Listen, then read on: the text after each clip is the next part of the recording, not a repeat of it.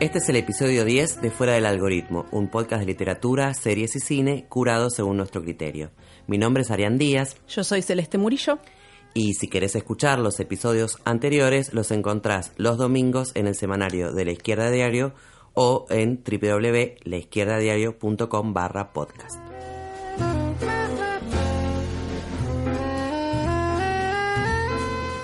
Hace algunas semanas se estrenó la cuarta temporada de una serie que se llama Billions, que está producida por una cadena que es Showtime, que es una especie de HBO, pero tiene como menor proyección internacional, por eso la conocemos menos de nombres, como más al gusto, digamos, del televidente estadounidense.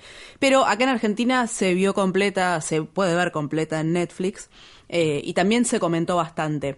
Es la historia de Axe Capital, que es un fondo de inversión, un hedge fund, se conoce. Para nosotros, como le decimos en el barrio, los fondos buitres, en Argentina los conocemos mucho. Tiene como dos protagonistas, ¿no? Que son como unos némesis del otro, se podría decir. Uno es Bobby Axelrod, que es como un empresario super cool, ultra mega millonario, de estos tipos Silicon Valley, muy parecido a Mark Zuckerberg, por lo menos en la idea, sobre todo cuando nació la serie, después fue adquiriendo más personalidad propia. Y el otro es Chuck Rhodes, que es un fiscal general de distrito en Nueva York, que es un tipo que tiene una carrera política, esa gente aparte que viene de una familia bien, ¿no? Y muy preparada desde la cuna, de hecho es hijo de un tipo también que se dedica a la política. Y juegan un rol muy importante las esposas de ellos dos, Wendy, que es la esposa de Chuck Rhodes, y Lara, que es la esposa durante varias temporadas de Bobby Axelrod, que también se lo conoce como Axe en esta serie. Billions es un relato sobre el dinero y sobre el poder, pero que no se hace, digamos, el tonto sobre la desigualdad, más bien explica cómo funciona este sistema irracional. Básicamente mandan las ganancias, las personas son meras variables. Esta temporada, particularmente la cuarta, la última, se centra bastante en un tema de mucha actualidad que toca a muchas de las democracias capitalistas. En muchos países está en discusión, que es esto de los lazos entre el poder político y el poder financiero, algo que siempre existió en realidad, pero los últimos años está como bajo la lupa, sobre todo de la gente más joven, o por lo menos está en debate, digamos, hace ya varios años, en las campañas electorales sobre todo. Sí, de hecho, en la serie hay algo notorio, que es que cada vez que él tiene que arreglar algún problema, viste que le dice a la secretaria, bueno, llámame a tal, y tal es el presidente, llámame Claro. a tal, y es el ministro de no sé qué. O sea, como que tiene contacto directo, como si fuera el teléfono, los tiene por WhatsApp, digamos, a todos los que son funcionarios importantes para cualquier capricho, porque a veces son, para conseguir esos importantes, a veces es porque quiere las entradas para no sé qué, porque es un excéntrico, digamos. Es como que se nota que los tiene muy a mano para cuando él quiere algo. Billions es como que empezó tratando de encontrar como explicaciones medio filosóficas, sobre todo medio psicológicas, de por qué los tipos como Bobby Axelrod, como Axe, son como son, por qué son tan brutales, cómo la codicia puede llegar tan lejos, ¿no? Billions en realidad lo que quiere hablar de la avaricia, de las grandes corporaciones, de los hipermillonarios, que obviamente habla de los políticos corruptos, pero es como que todas las pequeñas historias que se van entrelazando en Billions terminan en un punto muerto, que es el sistema funciona así.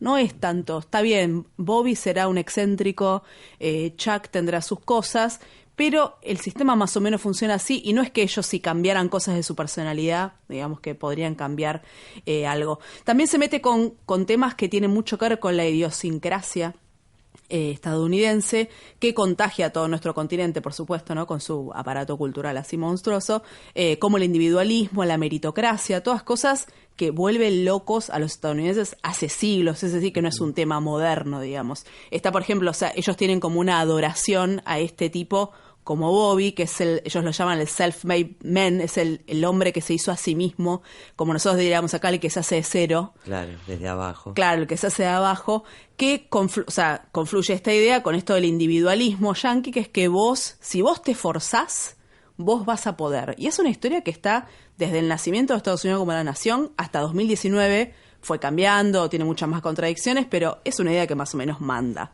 en la sociedad. Incluso hoy, alguien como Trump, que es odiado por un montón de gente, también es admirado por un montón de otra gente por eso. Incluso algunos medio que pasan por arriba, que en realidad Trump no es como Bobby, que medio se hace de abajo. Trump es tipo de una familia, los papás tenían plata, tampoco es que, eso, trabajaba vendiendo diarios y un día hizo su fortuna. Él ya viene de una familia con plata. Claro, acá en la serie Bobby, de hecho, sigue manteniendo costumbres así de cuando era un pibe más, ¿no? Anda informal, anda en busito. Nunca usa traje. Bueno, mantiene una relación muy cercana. De hecho, es una de las pocas relaciones más o menos humanas y medio genuinas, todo en el marco de lo que puede Axe, ¿no? Que, digamos, no es muy genuino y muy humano, que es con este tipo que tiene la pizzería, que es cuando él fue a estudiar, no tenía un mango, y este tipo le regalaba porciones de pizza, y él le tomó mucho afecto y le mantiene aparte el negocio. Cuando el tipo en un momento quiere ver si lo puede vender, el tipo le trata de conseguir gente. Bueno, o sea, tiene digamos es esas su ancla, cosas. Digamos, Claro, es como su ancla. Comiendo pizza. Claro, y va a comer pizza a ese lugar que es un negocio de barrio que no tiene nada que ver con después los lugares súper finos en los que come el tipo. Axe es esto, ¿no? Este tipo que se hizo de abajo, se hizo el solo, y después está Chuck Rhoades, el fiscal, el político que es de una familia bien, siempre tuvo guita, los dos son muy ambiciosos, se quieren destruir mutuamente, mientras no, o sea, lo irónico es que coinciden en un montón de ámbitos, esto que decíamos al principio, o sea, coinciden en muchos lugares porque Axe tiene en la palma de su mano un montón de políticos y tiene una llegada que ni siquiera Chuck tiene. En muchos momentos. Esa contraposición igual, ¿no? Entre el nene bien formado en una familia del jardín de infantes para triunfar y el tipo que se hizo desde abajo también es vocero de esta época, ¿no? Donde se contrapone, o sea, es como que está menos mal vista la ambición, por ejemplo, de Axe por triunfar, por tener cada vez más plata, pero si el que se lo ve muy mal es a Chuck, porque es cuna de oro, porque el tipo fue a Yale, porque le pagaron la universidad, y eso también habla un poco de del odio a los políticos, a la gente que siempre tuvo plata. Pero bueno, esto de criticar sin dar muchas explicaciones a los ricos o a los políticos poderosos, también es uno de los rasgos muy de época que tiene Billions. La televisión, aunque sigue siendo masiva, está peleando todavía por no morir, digamos, anacrónica, y busca todo el tiempo contar este tipo de historias que las pueden ver los que, por ejemplo, están de acuerdo con Trump y los que están en contra de Trump. De hecho, hay un montón de artículos que hablan sobre Billions y que cuentan esto, que hay, por ejemplo, hay momentos de la serie donde la gente que está con Trump dice bien, le gusta cosas que hace Bobby, que le parece buenísimo, qué sé yo, y hay otros capítulos que están indignadísimos, los odian, o sea, viven así, digamos, como en la grieta. Constantemente. Pero, sobre todo pensando en este momento, piensen también que es un momento, por ejemplo, en el que Homero Simpson, ¿no? El protagonista de Los Simpson, por ejemplo, se pregunta indignado en un capítulo por qué Argentina tiene que devaluar su moneda para pagar su deuda con el FMI, que es un capítulo real de Los Simpson, de hace un par de años. Acá reflotó cuando el gobierno de Macri anunció el acuerdo con el FMI y tuvo un montón de reproducciones. Los Simpson, como siempre, ya lo habían ya lo habían predicho. Y fue más allá, ¿no? O sea, ahí Homero en este capítulo, que está buenísimo, dice: cada año la brecha entre naciones pobres y ricas se hace más grande, pero el FMI insiste en calendarios de pago de deuda poco realistas. ¿Por qué Estados Unidos debe utilizar el 90% de los recursos del mundo? Es como que Homero ya no puede ser ese obrero blue collar, que era a quien personificaba, o sea, a quien personifica, digamos, Homero, que se queja de los impuestos, que es un tipo prejuicioso, la verdad que es bastante choto, muchas cosas, es como que no puede seguir siendo tan plano y, o sea, en ese estereotipo tan limitado como era antes, sino que tiene que empezar a sumar algunas cosas. Por eso, mientras sigue siendo un poco así, también tiene que hablar de otros sentimientos que existen y otros descontentos que existen en la sociedad, como Occupy Wall Street, la pelea por el salario mínimo, bueno, también Trump, como otros temas. En Billions, lo que es interesante es en este contexto, este relato social, obviamente no, como que no es explícito porque es la visión de ellos, no es la visión de los ricos y de los poderosos, los hipermillonarios, pero en Billions aparecen, por ejemplo, protestas afuera de las oficinas de Axe Capital. En Argentina esta serie además pasó como su pico de popularidad cuando en un capítulo Axe está con sus asesores y están viendo cómo salir de un lío en el que se metieron porque justamente Chuck Rhoades, el fiscal, movió sus hilos para negarle la licencia para instalar casinos en una ciudad chiquitita que se llama Sandicott, que Axe más o menos se la había comprado para usufructuar, digamos, esas licencias. Entonces hay uno de los asesores que le dice, pero escúchame, hacé como Paul Singer en Argentina, incautale todos los bienes, ¿no? Y tienen toda una discusión donde explican el mecanismo. Y en realidad el debate es que dice, mirá, no se puede hacer, porque esto no es un país del tercer mundo como es Argentina. Ahí claro. Paul Singer lo pudo hacer. En Argentina se puede. En una ciudad de Estados Unidos, claro, es mucho más costoso políticamente. ¿Quién es Paul Singer? Paul Singer es de verdad, o sea, no es un personaje de ficción que inventaron para Billions, es la cara de un fondo buitre, como sería el de Axe, como Axe Capital, que se llama NML Capital, que le reclamó a Argentina $1.300 millones por bonos que compró por 40 millones nada más. O sea, que este tipo, digamos que es como Bobby, es menos cool que Bobby, pero se llenó de plata apostando en contra de la economía de un país. Si les digo que se especializa en esperar a que países como Argentina caigan, ¿no? En el abismo, en la asfixia financiera para especular con la deuda, uno dice, qué horror, no puedo creer que haya alguien, ¿no?, tan terrible que trabaje para esperar a que se derrumbe la economía de un país y crezca la pobreza infantil. Pero Bobby hace exactamente eso, solo que lo hace con empresas. También incluso en Estados Unidos, en la última temporada, es un spoiler chiquitito, pero bueno, en la última temporada hay un episodio donde están por justamente una apuesta que hicieron, porque es básicamente apuestas las que hacen, y para no perderlas hay uno de los personajes que está dispuesto a llenar de virus toda la producción de pollos de toda una región del país con virus, o sea que iba a pasar a la gente para que bajen las acciones, bueno, para salir ganando por el negocio que había hecho. Digamos, toda la producción pollera de toda una región del país que con un virus, o sea, a ese nivel, demostrar lo irracional, digamos, de las acciones que tienen los tipos y los efectos que tienen, porque en la serie se ve todo medio por arriba, yo hago acá, gano más que este, más que el otro, pero por ahí los efectos que tienen, así en comentarios de ellos, pero bueno, son brutales, digamos. Claro, no, y además, por esto que decís, lo que está muy bueno que muestra, es que es verdad, vos los ves a los tipos estos que, entre comillas, trabajan en Axe Capital y vos, son unos locos desaforados que vos decís, ¿cómo esta gente puede pensar esto para ganar plata?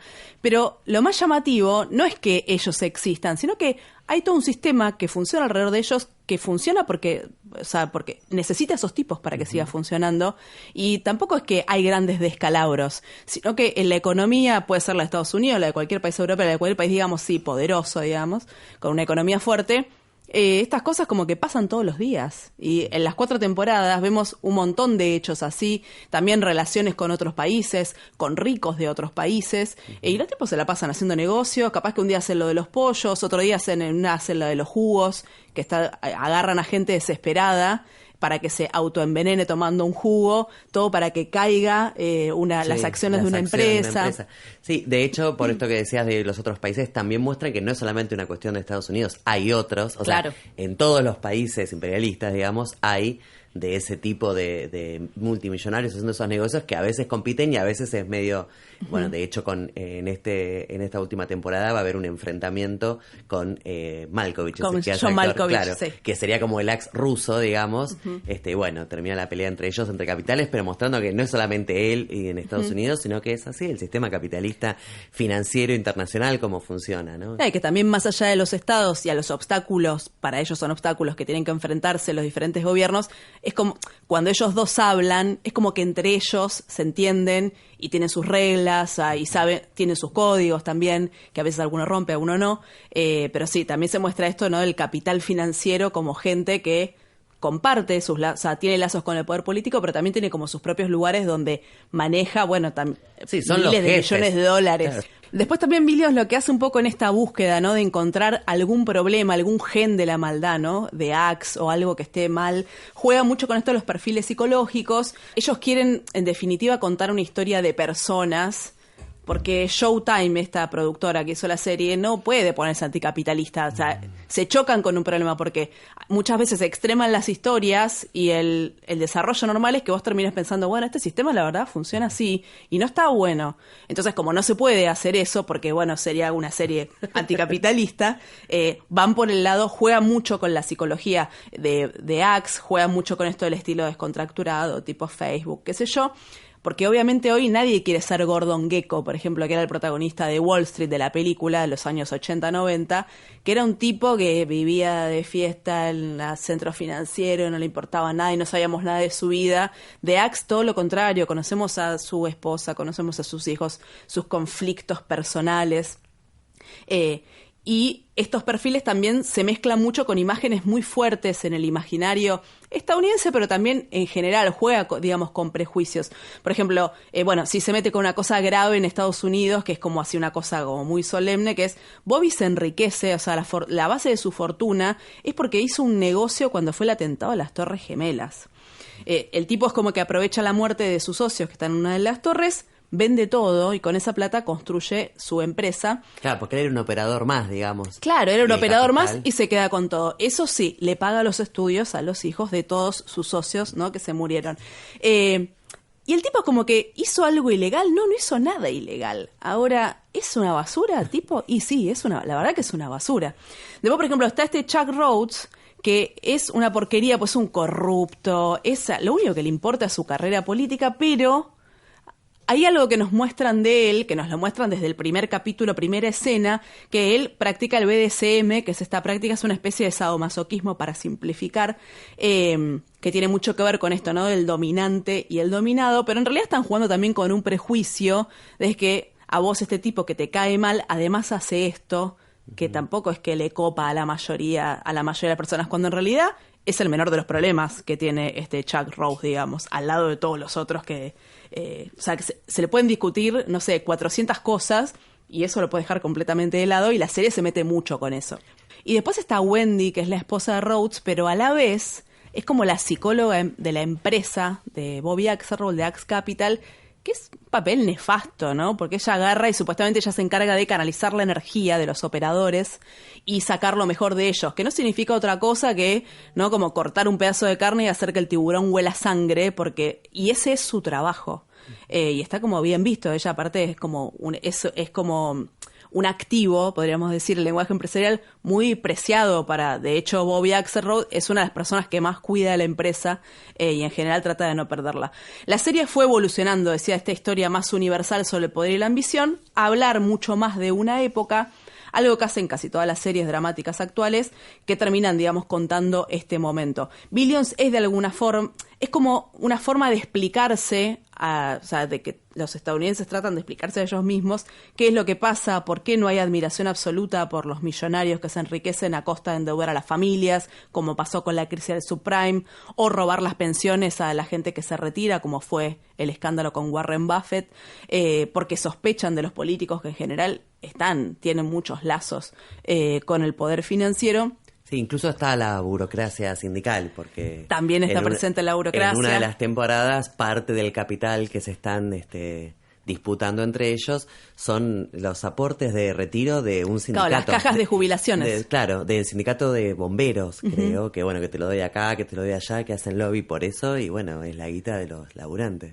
Sí, y ellos están ahí, los sindicatos aparecen como tipos, con alguien con quien tenés que negociar, sí, a nadie le importa que son los aportes de toda la vida de un tiene trabajador. Un capital para, como si fuera otro inversor más, salvo que, es el burócrata sindical. Claro, y es la plata de un montón de trabajadores. Otros, claro. La televisión en general, todo el aparato cultural de Estados Unidos tiene como su objetivo central construir discursos que justifiquen cosas, justifican ideas, justifican políticas, ideas, acciones de un país que además no es cualquier país, sino que interfiere en política doméstica en otros países, invade, hace guerras, incendia pueblos, que es imperialista, digamos. Pero ese aparato no es 100% impenetrable, como que no es totalmente inconmovible. A veces tiene que decir cosas de otra forma o como buscarle la vuelta para tratar de digerir las críticas, pues si no también la gente dejaría de ver. O sea, si vos tenés algo que te dice lo mismo desde el año 20, es obvio que lo vas a dejar de ver.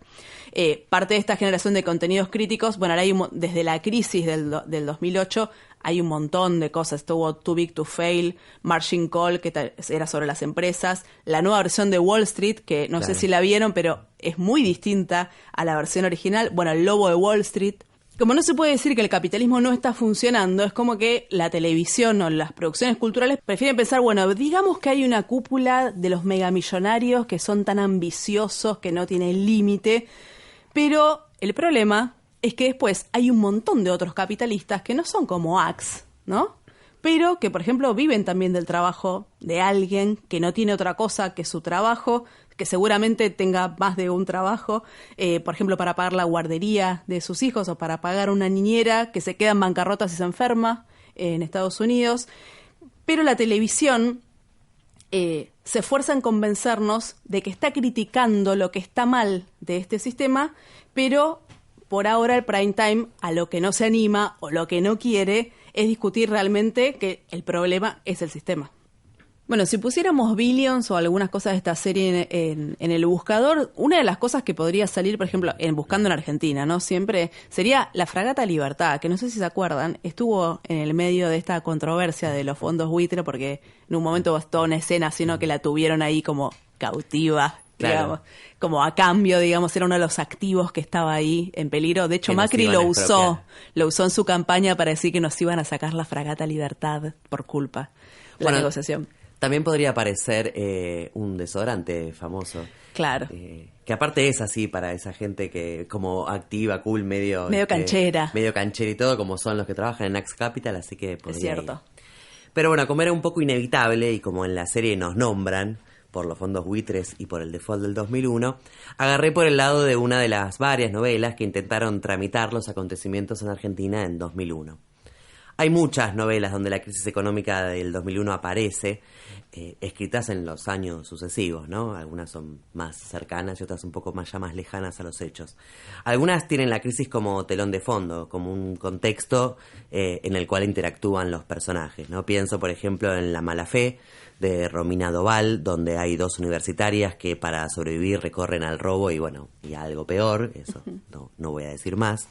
Para sobrevivir. Claro, para sobrevivir. Son dos universitarias que ya no tienen, digamos, para vivir, que vivían solas y no tienen cómo pagar el alquiler. O está La viuda de los jueves, de Claudia Piñeiro, por ejemplo, donde la crisis es la que rompe un poco esa vida perfecta en la burbuja, encerrada en el country. Claro, que estaban. O hay una novela de Gabriela Mazú, La intemperie, que en realidad es una historia de un amor que se rompe, pero donde la intemperie aparece tanto como personal por esa ruptura amorosa, pero también es la intemperie social que hay afuera porque se desarrolla durante esos momentos del 2001. Otros lo tienen más como protagonista directamente, como La noche de la usina de Sacheri, por ejemplo, que efectivamente es un grupo de personas que tenía un proyecto al que se lo caga la confiscación de los ahorros del corralito. Entonces, planean colectivamente una venganza. Con esas novelas y los años posteriores surgen entonces nuevos términos y nuevos personajes en la narrativa argentina que antes no estaban. Yo qué sé, piquetes, confiscación de ahorros, claro, asambleas populares, tomas de fábrica, o el vértigo de que uno no sabía quién era presidente a esa hora del día porque podía haber cambiado. Sí, es como la incertidumbre política, su máxima expresión. Bueno, las manifestaciones y las represiones también policiales estaban y aparecen en las novelas.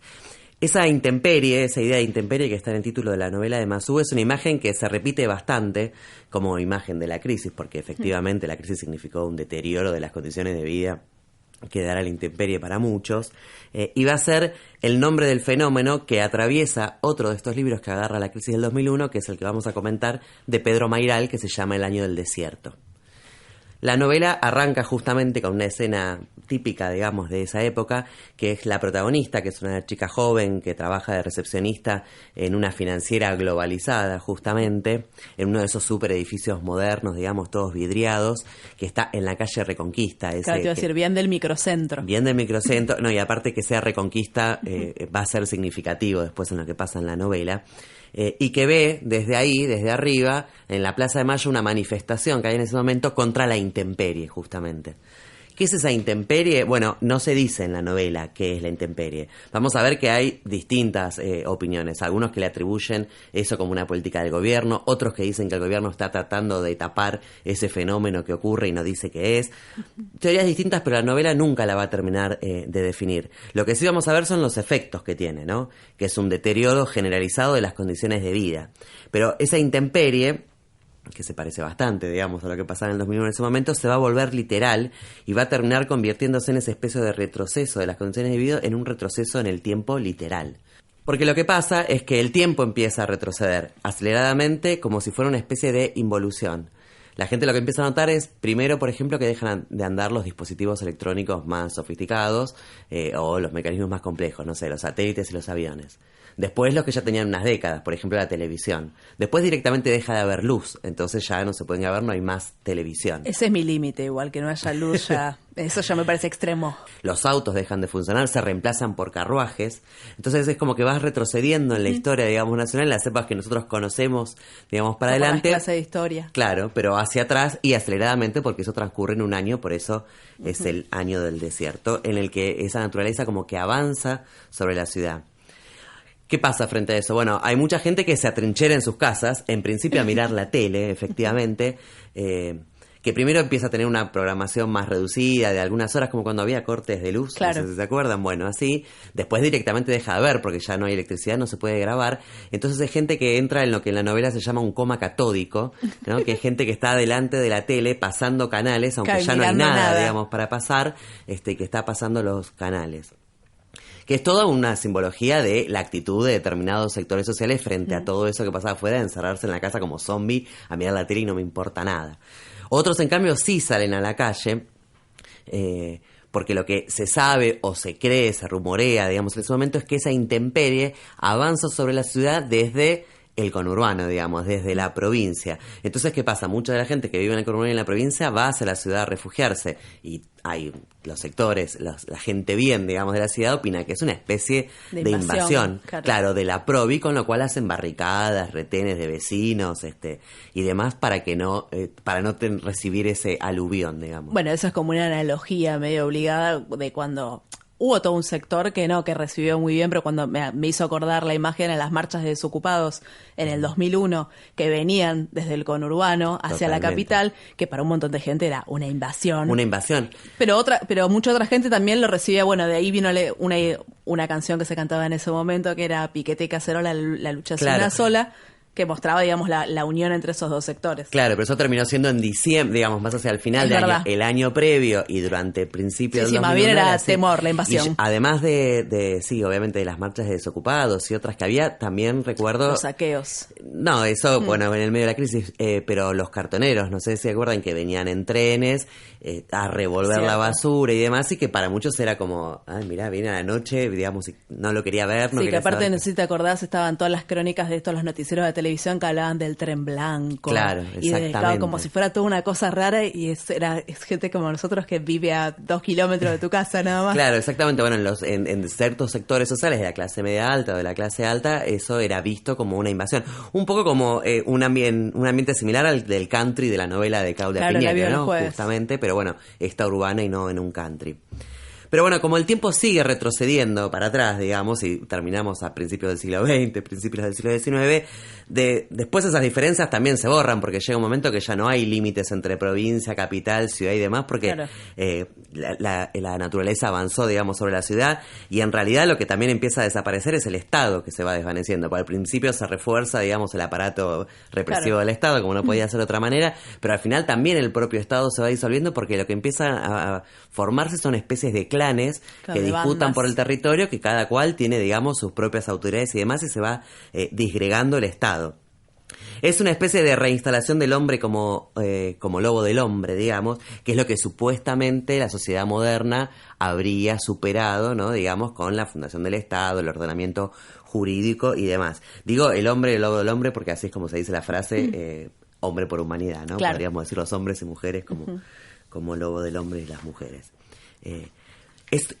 En esta involución, digamos, en el sentido inverso, todo lo que se consideraba el avance de la civilización, piensa en la tecnología, el orden jurídico, las reglas entre nosotros, son las que van desapareciendo. Y es una clara referencia al tópico de civilización y barbarie, ¿no? Que recorre la historia nacional, ¿no? Es como la reversión de los sueños republicanos de Sarmiento, de la generación de 1880, de una civilización que iba avanzando sobre la barbarie del desierto, que eran las pampas y demás, a donde estaban los indios y a donde había que llevar la civilización. Y donde había que conquistar. Claro, exactamente. Y en lo que pasa en la novela es como que el desierto vuelve por sus fueros, porque es la que invade a la ciudad y lo va haciendo volver a su estado, digamos, natural, borrando todas esas marcas de la civilización. Esa referencia, que es una referencia a un problema político, histórico, clásico de la historia nacional, es también una referencia literaria, porque donde está, más conocidamente, es en el Facundo de Sarmiento, que es una obra literaria. Y no es la única que va a haber en la novela, porque en la ciudad que se va descomponiendo se mencionan muchas veces barrios, calles o plazas que uno, si la conoces, las podés reconocer, porque existen efectivamente. Pero muchas son referencias literarias en realidad. Por ejemplo, ella pasa por una esquina de la ciudad en el microcentro donde en realidad era donde se moría el rufián melancólico en la novela de Art, por ejemplo. O hay un momento cuando tienen que reorganizar las casas porque se empiezan, digamos, como a destruir, empiezan a poner gente, digamos, en las casas de otra gente porque ya no había lugar donde ponerlas, y ella se encuentra, por ejemplo, con los 2 hermanos de Casa Tomada del cuento de Cortázar, claro. Y no sé, más adelante aparecen personajes más adelante digo, cuando ya involucionó la historia como para que haya de nuevo pastizales y sea más parecido, digamos, el ambiente, aparecen, por ejemplo, los personajes de La cautiva de Borges. Lo que siempre está presente, sobre todo en ese sector social, entrevistado, el autor dijo que él quería jugar un poco en este miedo propio de las clases medias altas, de que qué es lo que pasa y que se le viene el mundo encima. Siempre está ese miedo a quedar a la intemperie, que nadie sabe bien qué es o quién lo provoca, pero bueno, que se termina imponiendo como algo inevitable. Y para sobrevivir, digamos, a esa intemperie, bueno, cada uno hace lo que puede y saca lo peor de sí mismo, digamos, porque no hay muy buenas noticias en toda la novela. La intemperie aparece como algo inevitable. Lo que es cierto, si uno recuerda el 2001, por lo menos la memoria que uno le quedó posteriormente, es que efectivamente significó el deterioro inmenso de las condiciones de vida de muchos, que significó efectivamente la represión y demás, que no solo durante el 19 y el 20, sino las semanas que siguieron, los cambios de presidentes y demás, pero también significó el estallido de diciembre del 2001, digamos. Claro. Y eso también trajo a la memoria, o sea, en la memoria colectiva, además de la precariedad, podrían estar los recuerdos de los vecinos rompiendo bancos, claro, empresas privatizadas, de las asambleas con desocupados, de las asambleas con vecinos. Sí, de los lazos de solidaridad, por ejemplo, entre los desocupados y las asambleas populares, claro, fábricas recuperadas. Sí, festivales callejeros, desarrollos artísticos, yo qué sé, cosas que tampoco se veían hace mucho tiempo. Una serie de prácticas colectivas que por ahí están un poco más en la novela de Sacchieri, por ejemplo, donde colectivamente planean una venganza por el corralito, o en otras novelas que, aunque no agarran directamente el 2001, el tipo de personajes salen de ahí. Estaba pensando, por ejemplo, en las de Gabriela Cabezón Cámara, La Virgen Cabeza o Romance de la Negra Rubia. Claro, ¿no? Personajes, los supuestos marginales. Claro, que bueno, y cómo se organizan y qué lazos de solidaridad tienen y que piensan acciones colectivamente, digamos. Eso es otro sector social que justamente no es el que está acá en la novela. Releyendo el libro, para preparar este episodio, me acordaba que hace un tiempo entrevistamos ¿te acordás? Con Elsa Drukarov, sí, sobre el libro Los prisioneros de la torre, que es un libro donde se trataba de dilucidar, digamos, si había una nueva narrativa argentina, y que ella veía muy marcada por el 2001, por estos hechos del 2001. Y ahí nos contó una anécdota que había una señora, digamos, caceroleando, digamos, en ese momento, cuando cacerolear era en contra del gobierno, ¿no? Como no fue como después, ahora, claro. Y que un periodista le pregunta, bueno, pero ¿por qué está acá? ¿Qué es lo que quiere? O sea, ¿qué está pidiendo? Y la señora le dice, no sé, una señora grande le dice, no sé, es un momento en que los argentinos nos estamos pensando. Sí, me acuerdo. Así que pensaba que capaz que llegó el momento de repensarnos de nuevo, de identificar qué es y de dónde viene esa intemperie para que esta nueva crisis no se nos imponga de nuevo como algo inevitable. 218 caracteres. Si Jane Austen hubiera tenido Twitter, podría haber tuiteado algo así. No quiero que la gente sea agradable. Así me ahorra el problema de cogerles cariño. La verdad es que hay algunos escritores que, cual haters, ¿no?, de las redes sociales, le responderían, vieron como esos trolls que entran a cadenas de tweets viejos respondiéndole, porque la verdad es que ellos ni siquiera vivieron la misma época. Por ejemplo, Mark Twain le podría haber contestado a este tweet viejo de Jane Austen: cada vez que leo Orgullo y Prejuicio, me gustaría desenterrarla y golpearle el cráneo con su propia tibia. Un divino, Mark Twain. Otro también. Qué precisión, ¿no? Qué precisión, ¿no? Se ve que la odiaba bastante. Otro medio troll podría haber sido D.H. Lawrence, que comentaba cosas, vieron como esa gente que entra y solo te comenta algo, ¿verdad? Vieja solterona, ¿no? Y se va corriendo. Lo malo es que lamento decirles que los haters no eran solamente así Raúles, ¿no? Como estos señores. A Virginia Woolf tampoco le caía nada bien que los libros de Jane Austen fueran un éxito, incluso varios años después de que ella ya se había muerto. Jane Austen se hizo famosa por sus novelas sobre la vida de la burguesía rural en Inglaterra, en medio de la decadencia, ¿no? Cuando estaba este momento que comentamos cuando hablamos de Dickens y también de Damas Oscuras, que era, ¿no?, este momento medio bisagra en el que empezaba la revolución industrial y se deshacían un poco las costumbres viejas, había muchos cambios sociales que se aceleraban y estas clases sociales, sobre todo las que estaban en el ámbito rural, estaban como ahí viendo qué hacían. Esto se lee mucho en las novelas de Austen, que combinan un poco la opulencia de la gente que tiene mucha plata, pero también sectores de estos, ¿no?, medio terratenientes, que es como que están más o menos, ¿no? Y que con una austeridad así al máximo tratan de mantener, digamos, de llevar con la mayor dignidad posible ese momento que más bien es malo. Claro, hay mucho prima pobre que viene a que le ayude a la casa. Claro, que viene a ayudar a la casa. Está mucho también lo de vivimos en la miseria absoluta, pero guardamos mucho las formas. En general, o sea, la casa está como medio impecable, pero venida abajo. Esas son todas escenas mucho de los libros de Jane Austen. Ella aportó la etiqueta de novela romántica, por supuesto siempre como una categoría menor para hablar mal de lo que ella escribía, y se tardó bastante en reconocerla, digamos, como una autora, ¿no?, así importante. La verdad es que sus novelas son bastante más complejas y más bien podríamos decir que se tratan sobre esa vida cotidiana en el campo inglés con sus reglas y sus mecanismos sociales y también con la idea, con las aspiraciones de las personas, sobre todo de las mujeres, que era el universo que Jane Austen conocía bastante bien. Hay mucho de su historia personal en esas novelas. Jane Austen no era feminista ni nada por el estilo, aunque podría haberlo sido porque ya, por ejemplo, se había publicado, ya existía La Vindicación de los Derechos de la Mujer de Mary Wollstonecraft. A lo mejor lo que más compartía con ella era esta aspiración a que se la considerara como un ser racional.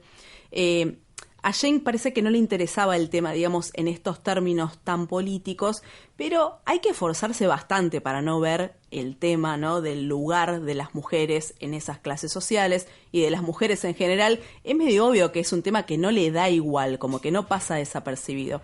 Ella como que no era de las proclamas, pero en sus novelas está todo el tiempo presente. Hay una rareza que es como que no se menciona, salvo que uno esté hablando de literatura escrita por mujeres, ¿no?, más de nicho, pero tiene una rareza para esa época, que es que las protagonistas de todas sus novelas son todas mujeres. Y en general casi no leemos, por ejemplo, diálogos entre varones solos, que esto tampoco es que era una cosa feminista, sino que varios estudios lo que dicen es que por la socialización que existía de las mujeres, era muy difícil que vos estuvieras sola en un lugar con dos varones que estén hablando entre ellos. Lo más probable es que estabas entre mujeres o claro, estabas con el que te ofrecían, digamos, para el matrimonio. Ese es otro de los temas que está muy presente y que tiene mucho que ver con las angustias de estas mujeres, que es el matrimonio y el amor, que tiene algo muy interesante, que hoy parece una cosa medio loca porque parece que siempre fue así, pero el amor no siempre estuvo atado al matrimonio. Y en esta época, en las novelas de Jane Austen, van a ver que en más de una se ve este tema, que el amor y el matrimonio no tenían nada que ver, y las que lo sabían más que nadie eran las mujeres. Por ejemplo, lo saben las hermanas Bennet de Orgullo y Prejuicio, lo saben también las Dashwood, que son las de Sensatez y Sentimiento. Por ejemplo, Emma, que es una de las heroínas de su novela, de la novela Emma justamente, ella quiere vivir para el amor, y en realidad siempre ve al matrimonio como un obstáculo en ese amor que ella está persiguiendo.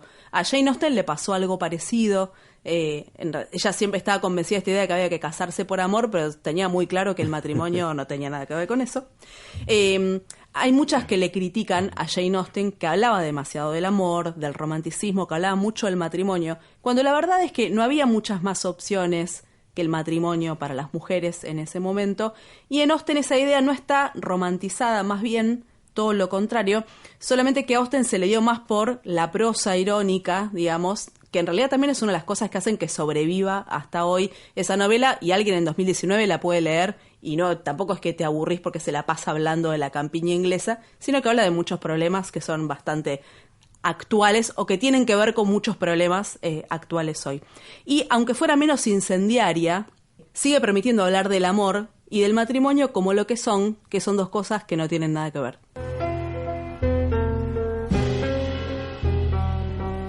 Con esto llegamos al final del episodio 10 de Fuera del Algoritmo. Si querés repasar este o escuchar los anteriores, los encontrás en el semanario que publica La Izquierda Diario los domingos o en www.laizquierdadiario.com/podcast.